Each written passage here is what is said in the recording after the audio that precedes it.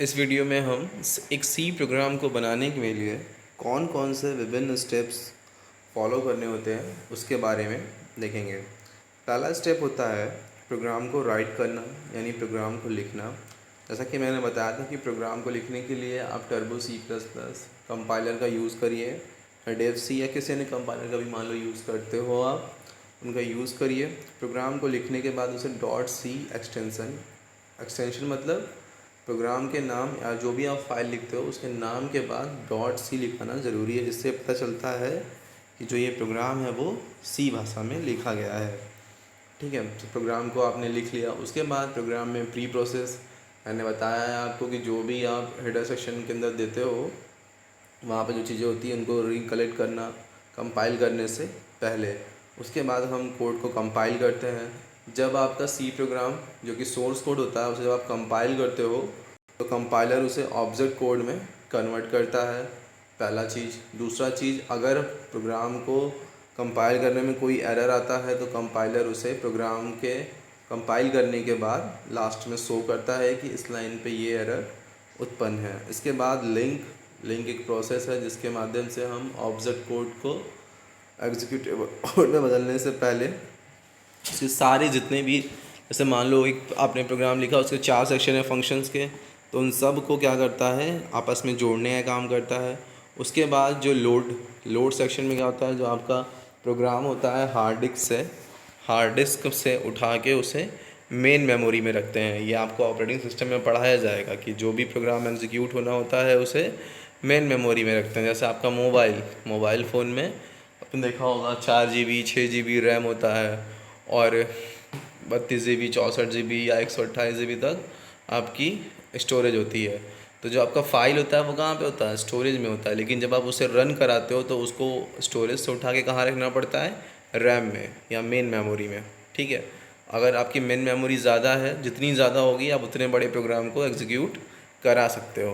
बस मतलब ये कि अगर आप 2 GB का सॉफ्टवेयर रन करना चाहते हो तो आपके पास रैम भी 2 GB होना चाहिए।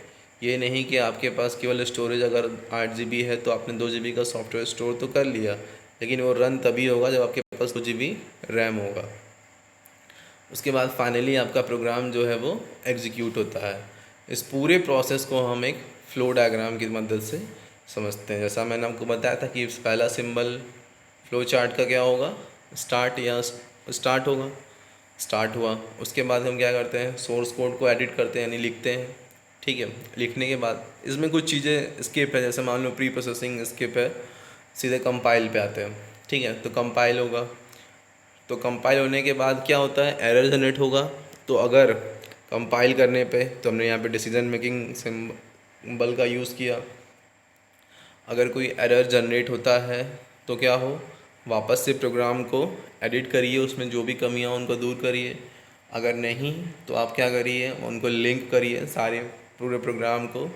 और लिंक में भी अगर कोई एरर आता है, ठीक है, लिंक में भी कोई एरर आता है तो वापस से आप प्रोग्राम को भेजिए एडिट करने के लिए, और वो फिर से कंपाइल होने के बाद लिंकर के पास आए।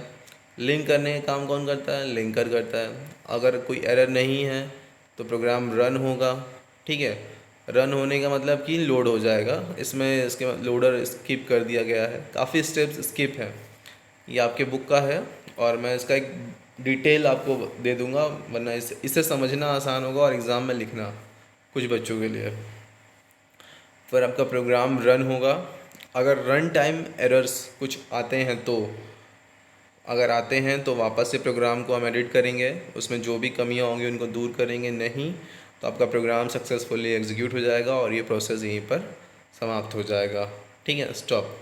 तो ये पूरी प्रक्रिया है, किस प्रकार से एक प्रोग्राम को बनने के बाद हम उसे आगे एग्जीक्यूट करते हैं।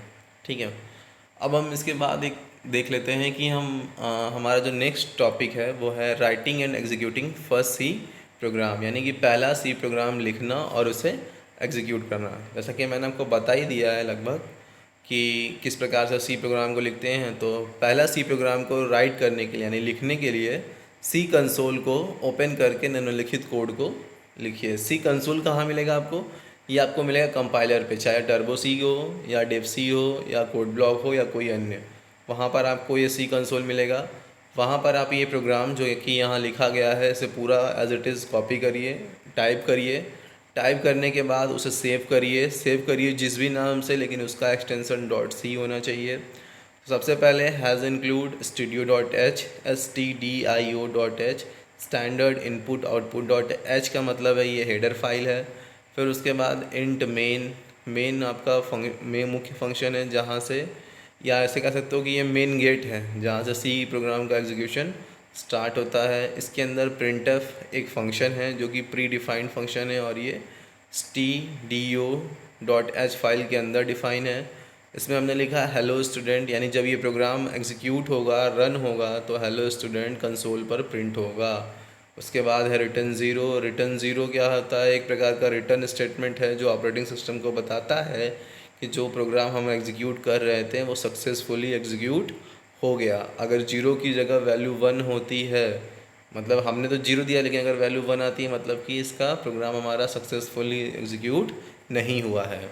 ठीक है, फिर हम इस फाइल को जो लिखा है इसे हम सेव कर लेंगे। फर्स्ट डॉट सी से करिए या फिर किसी अन्य नाम से करिए, लेकिन उसका डॉट सी एक्सटेंशन ज़रूर लगाइए। अब हम इस प्रोग्राम को समझते हैं कि हमने कौन कौन से टर्म्स को यूज़ किया है। सबसे पहले हमने यूज़ किया है has include studio dot H, जो कि standard input output library function को इंक्लूड करता है। ये एक हेडर फाइल है और इसी फाइल के अंदर आपका प्रिंटफ फंक्शन जो कि हमने यूज़ किया है इसकी डेफिनेशन दी गई है। फिर उसके बाद मेन फंक्शन है ये, या फंक्शन प्रत्येक सी प्रोग्राम का एंट्री पॉइंट होता है। प्रिंटफ ये भी फंक्शन है क्योंकि यहाँ पे पैरेंथेसिस ओपन और क्लोज है।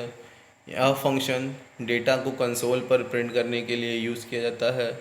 रिटर्न ज़ीरो यह स्टेटमेंट ऑपरेटिंग सिस्टम को एग्जीक्यूशन स्टेटस रिटर्न करता है। एग्जीक्यूशन स्टेटस मतलब जो प्रोग्राम एग्जीक्यूट हुआ उसका स्टेटस क्या है, मतलब वो सही से एग्जीक्यूट हुआ या नहीं। अगर वैल्यू ज़ीरो है तो मतलब प्रोग्राम सक्सेसफुली एग्जीक्यूट हुआ, वैल्यू 1 है तो प्रोग्राम अनसक्सेसफुल रहा। ठीक है, आपने ये जो प्रोग्राम लिखा है इसकी जो हर लाइन है, ठीक है, ये हर इंडिविजुअल लाइन, जैसे ये लाइन, ये एक स्टेटमेंट है। क्या है? स्टेटमेंट है। तो हर एक स्टेटमेंट सेमीकोलन से टर्मिनेट होना चाहिए। ठीक है, तो ये था आपका जनरल प्रोग्राम कैसे राइट करते हैं। इसके बाद इसे हम आसानी से कंपाइलर पर रन करा सकते हैं। रन का ऑप्शन ऊपर होता है, debug, run and build and debug, तो वहाँ पर ये पूरा का पूरा एग्जीक्यूट हो जाएगा।